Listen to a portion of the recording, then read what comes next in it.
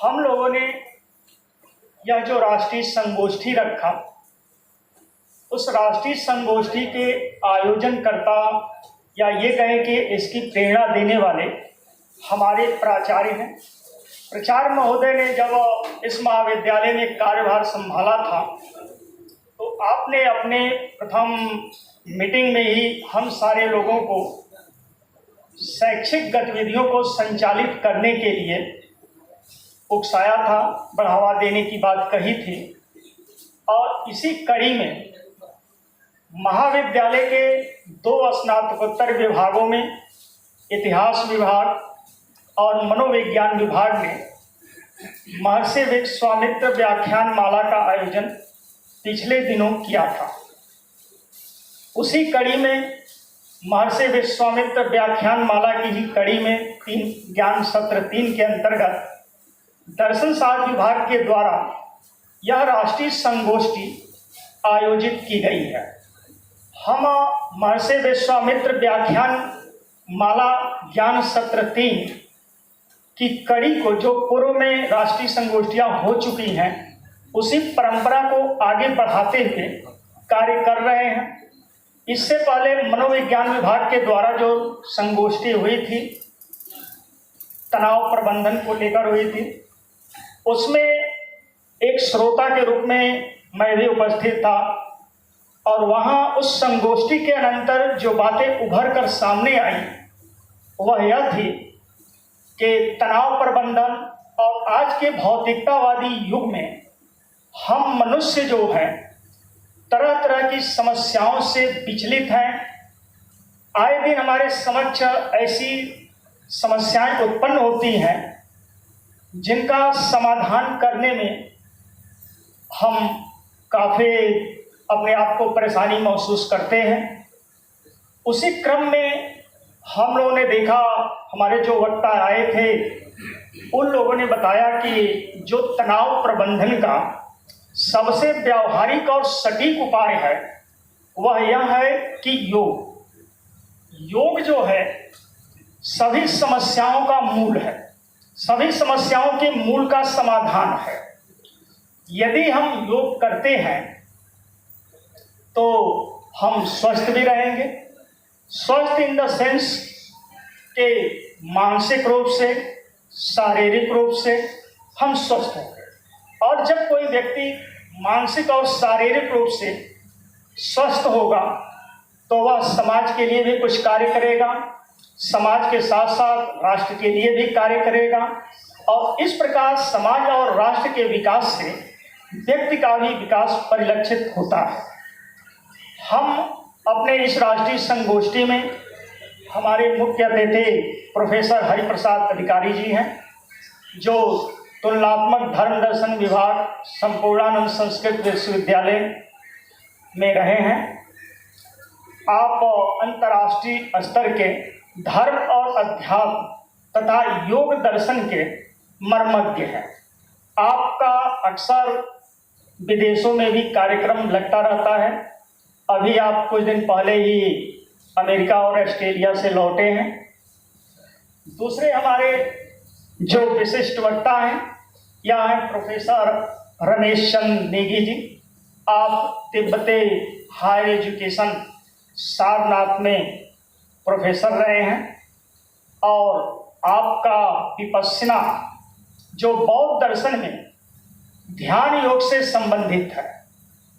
विपश्यना आप लोगों ने नाम सुना होगा।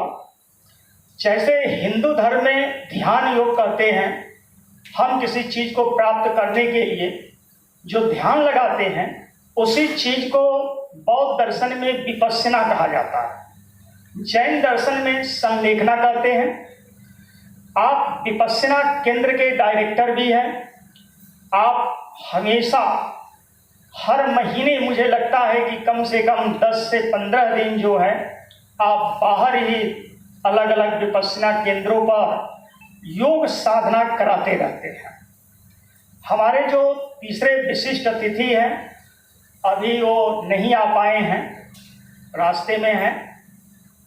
हम अब कार्यक्रम शुरू करने से पहले अपने प्राचार्य महोदय इस सभागार में उपस्थित सभी लोगों को धन्यवाद देना चाहेंगे कि आप लोग उपस्थित हैं और एक अच्छे श्रोता की तरह कार्यक्रम को आगे बढ़ाने में सहयोग कर रहे हैं। अब हम अपने प्राचार्य जी को आमंत्रित करते हैं कि कार्यक्रम को आगे बढ़ाएं।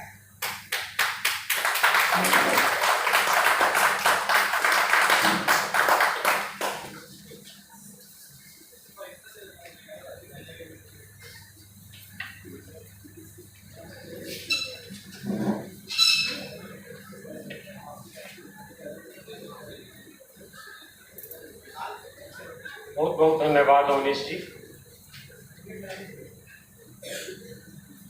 आज महर्षि विश्वामित्र महाविद्यालय के पावन प्रांगण में महर्षि विश्वामित्र व्याख्यान माला सत्र 3 के शुभारंभ के अवसर पे दर्शन शास्त्र विभाग द्वारा आयोजित एक दिवसीय राष्ट्रीय संगोष्ठी में आए हमारे मुख्य अतिथि डॉक्टर हरिप्रसाद अधिकारी जी, जो संपूर्णानंद विश्वविद्यालय वाराणसी में कंपैरेटिव फिलॉसफी ऑफ रिलीजन के विभागाध्यक्ष रह चुके हैं। मैं उनका स्वागत करता हूं इस पावन भूमि पर, जो इस उम्र में भी सर ने हम लोगों का निमंत्रण स्वीकार किया और काशी से बक्सर की यात्रा करके हमारे महाविद्यालय में पधारे। मंच पर उपस्थित आज के हमारे keynote speaker doctor Negi ji, जो केंद्रीय उच्च हायर एजुकेशन इंस्टीट्यूशन सारनाथ में तिब्बत की तरफ से स्थापित है, वहां से चलकर आए और काशी से बनारस से बक्सर की यात्रा, रोड की यात्रा ये इतनी कठिन है, फिर भी इन्होंने हमारा निमंत्रण स्वीकार किया और आज विश्वामित्र की भूमि तपोभूमि बक्सर में ये चलकर आए। हम इनके आभारी हैं और पूरे महाविद्यालय परिवार की तरफ से हम इनका अभिनंदन और आभार प्रकट करते हैं। हमारे एक विशिष्ट अतिथि जो अभी नहीं पधारे हैं, प्रोफेसर महेश प्रसाद सिंह जी, जो दर्शन शास्त्र विभाग वीरपुर से विश्वविद्यालय स्नातकोत्तर विभाग के विभागाध्यक्ष रह चुके हैं। शायद वे रास्ते में हैं, जल्दी आएंगे। मंच पर उपस्थित इस कार्यक्रम के कन्वीनर डॉक्टर रासबिहारी शर्मा जी, इस कार्यक्रम के संचालक डॉक्टर अवनीश कुमार पांडे जी, सामने उपस्थित हमारे महाविद्यालय के कर्मठ और विद्वान शिक्षकगण, कर्मठ शिक्षकेतर कर्मचारी बंधु, और सबसे ऊपर मैं जिनको मानता हूँ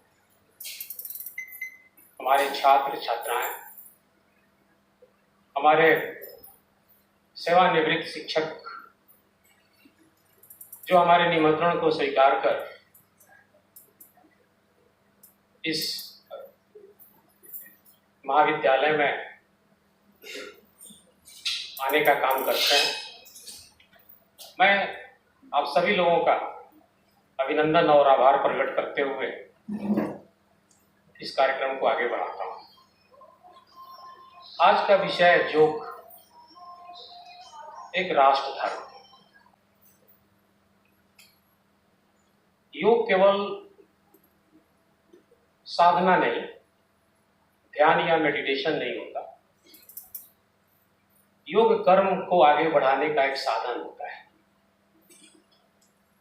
कोई भी व्यक्ति अगर योग में लीन है, ये नहीं कि वो केवल ध्यान कर रहा है। अगर हम अपने कर्म को तन्मयता के साथ निभाते हैं तो निश्चित रूप से हम उस दौरान योग में तल्लीन रहते हैं। योग एक कड़ी है जो मनुष्य को इंटेलेक्चुअल से स्पिरिचुअल की तरफ अग्रसरित करती है। हमारे इंटेलेक्ट को स्पिरिचुअलिटी से जोड़ने का जो काम करता है, जो साधन है, वो योग है। इसीलिए आपने देखा होगा कि भारत को योगियों, ऋषि मुनियों का स्थान कहा जाता है। खासतौर पे हमारा बक्सर महर्षि विश्वामित्र जैसा परमर्षि या एक बहुत बड़े योगी का कर्मस्थली रहा है। अगर देखा जाए तो हर मनुष्य की जर्नी एक फिजिकल रूप में प्रारंभ होकर इंटेलेक्ट के सहारे इस स्पिरिट की तरफ बढ़ती है, स्पिरिचुअल फुलफिलमेंट की तरफ बढ़ती है।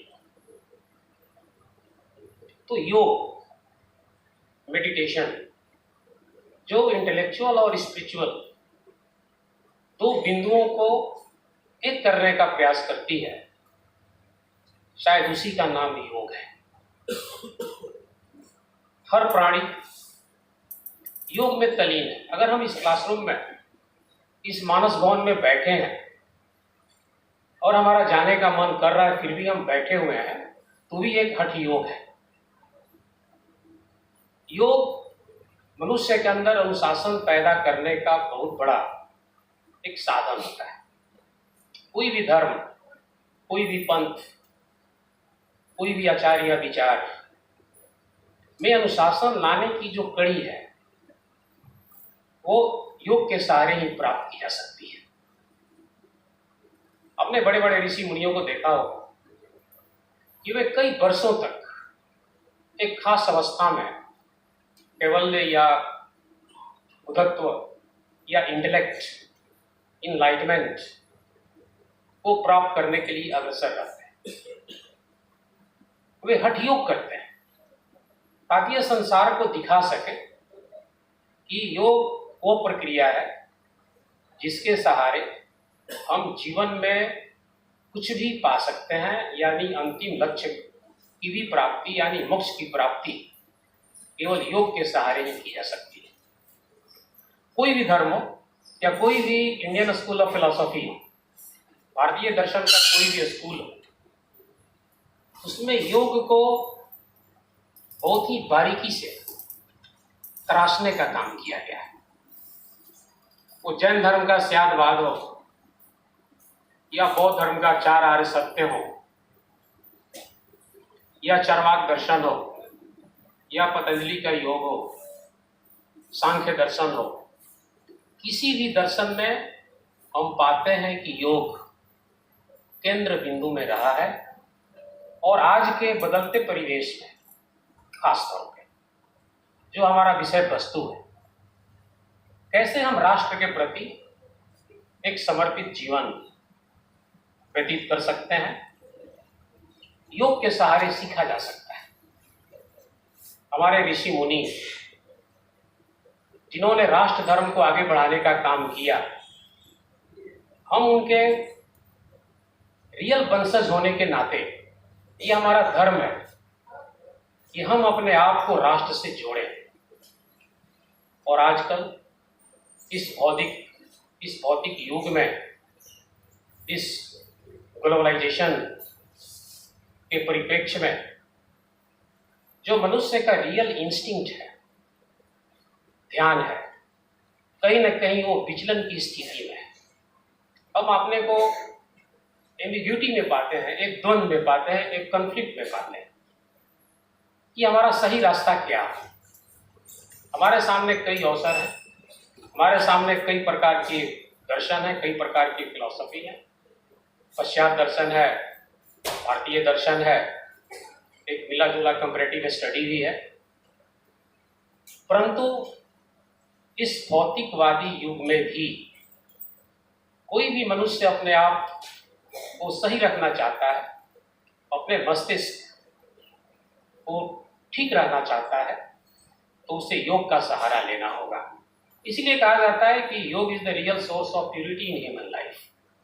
अगर अपने आप जीवन को अगर प्यूरिटी की तरफ, सीरेनिटी की तरफ, पीस एंड हार्मोनी की तरफ अगर आप लेकर जाना चाहते हैं तो योग का सहारा लेना पड़ेगा।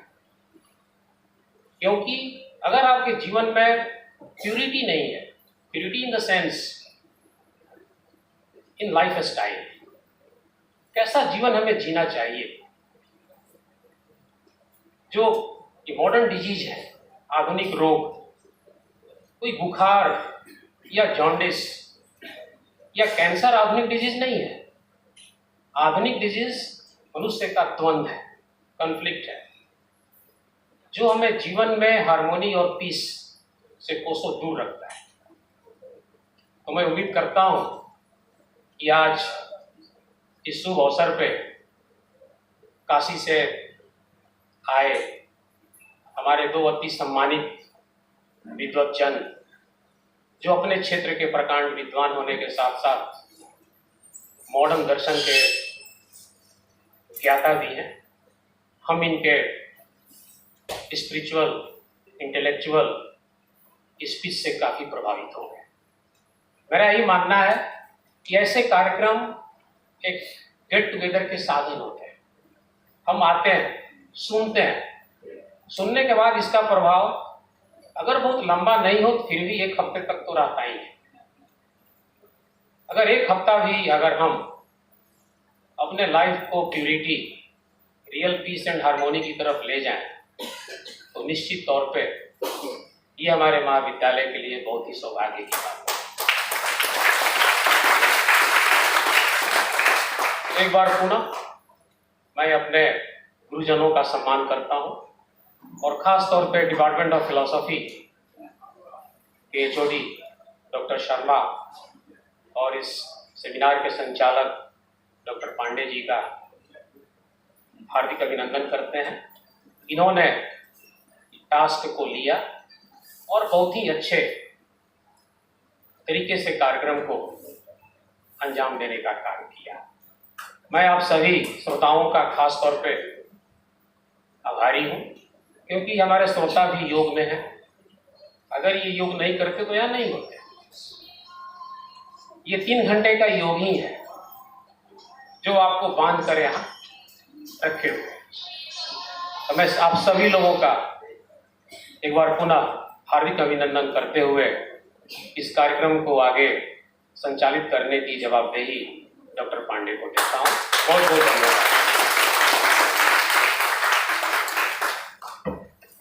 धन्यवाद सर। आपने वेदों दर्शन समुच्चय तक योग की क्या प्रासंगिकता रही है और किस रूप में योग को देखा गया, इन सारी चीज़ों पर आपने काफ़ी सारगर्भित ढंग से अपना व्याख्यान दिया। हम लोग उससे लाभान्वित हुए।